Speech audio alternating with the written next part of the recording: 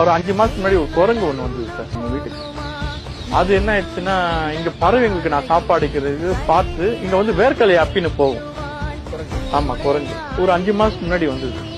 அது இந்த ஏரியால எங்க இருக்குதுன்னு தெரியல. ஆனா திடீர்னு வந்தா சாப்பிட்டு போனோம்.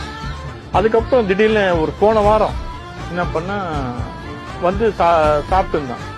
நான் கிட்ட போய் பார்க்கும்போது அவன் கையில ஏதோ குஞ்சிமா இருந்தது. நான் குரங்கு குஞ்சு தான் இருக்கும்னு சொல்லிட்டு நான் கிட்ட போய் பார்க்கும்போது அது ஒரு கிங்ஃபிஷரோட பறவையோட குஞ்சு. அது எங்கேயோ அது கூடுல இருந்து ஊழ்ந்துட்டு இருக்கு. அதை எத்துன்னு வந்து அவன் அந்த சாப்பாடு இங்க பறவைங்களை நான் போறதை பார்த்துட்டு பறவைன்னு சொல்லிட்டு அந்த பறவையோட பேபின்னு சொல்லிட்டு அவனை இட்டுன்னு வந்து அந்த குழந்தை இட்டுன்னு வந்து அவன் மென்னு கிரஷ் ஆக்கி அவன் வாயில ஊட்டுறான் சார்.